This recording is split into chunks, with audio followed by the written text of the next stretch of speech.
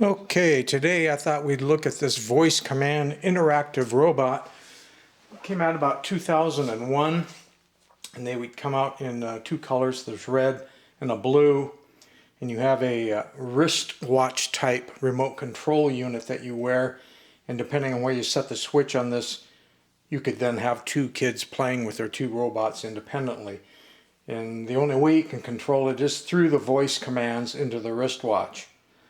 And this is the back of the box. See, the front of the box was a picture window box, but it's $27.92, so basically $28 back then when it came out for a voice command robot. What's it saying? This a robot challenge, voice command interactive, and here's some. There you go.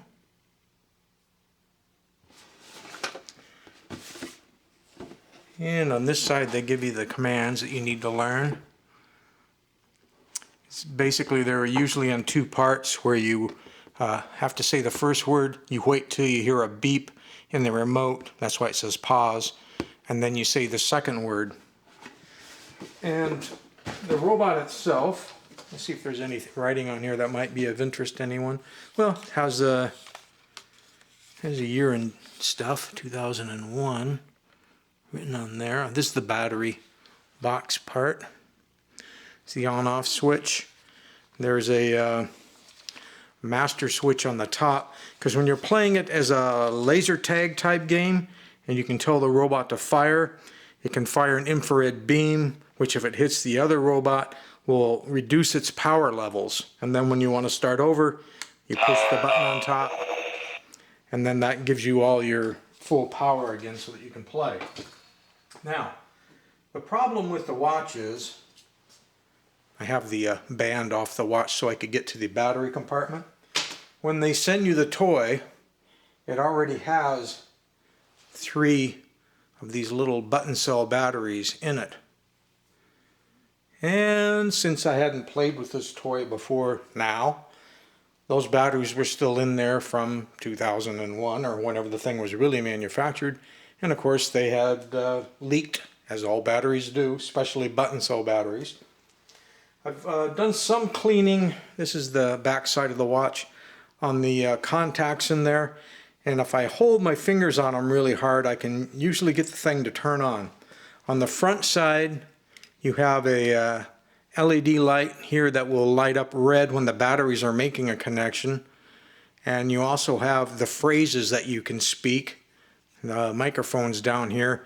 It has a clock function if you want to set the clock time. There's a button here for the hours, minutes, and seconds, and there's one over here for the day, date, year, and all that stuff. This is the infrared out. The robot is infrared controlled. Here's the switch. It has 3 positions. All the way up is for red robots. In the center is off, and all the way down would be if you had the blue robot. So I'm going to attempt to try and hold these batteries in such a way that I can get the light to turn on in this transmitter, and there's no guarantee I'm going to be successful. Got a green light. Got a red light. Robot, fire. Robot, fire.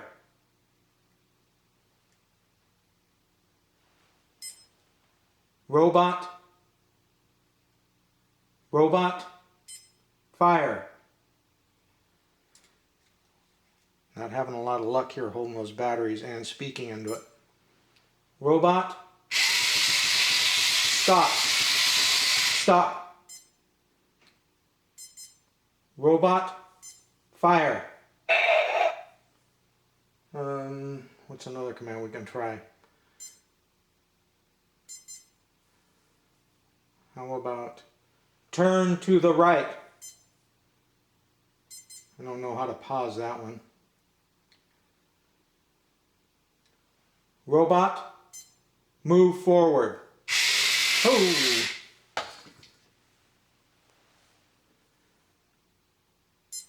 Change direction.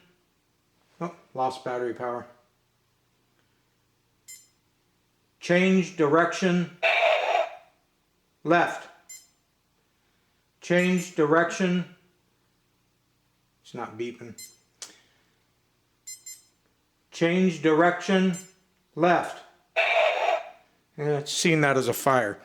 But part of it could be me having a hard time holding a proper contact in there. Basically, you have to get in there and clean those contacts out good, maybe even replace them. But in any case, when I put it back in its box, I will be taking those batteries out. I think you get the gist of the toy. And like most of these voice things, it isn't going to respond every time. In fact, there's a booklet here. Let's get the booklet.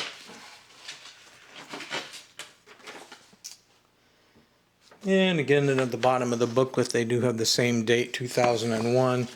There's your owner's manual. This section up here is basically about the remote unit. So you can pause and read that if you'd like. Here's the introduction.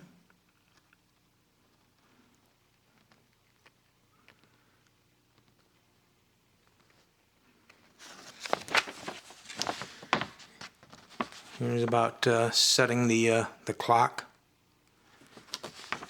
Warranty and USA in Canada. Look at that, it came with a warranty. It's warranted for a full 90 days. Well, dang, missed that by 20 years. And 20 years and 9 months. Before making a warranty claim, check the batteries. And here it talks about different ways of doing the gameplay, especially if you have 2 or more robots.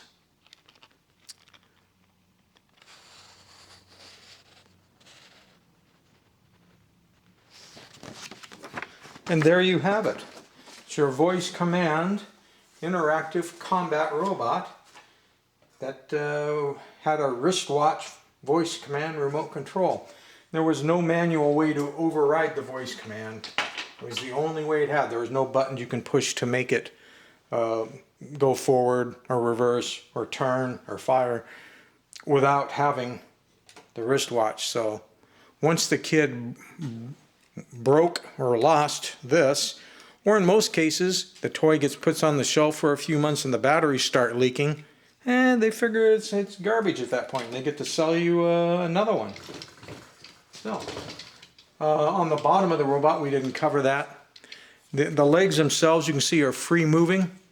So there's gear motors in each feet, and that's how they're going to turn both motors on to drive forward, or reverse the motors to make it spin like it's on a tank type tread thing. It's fairly well made. I can't see anything else about it that we might want to talk about. I think we've covered it.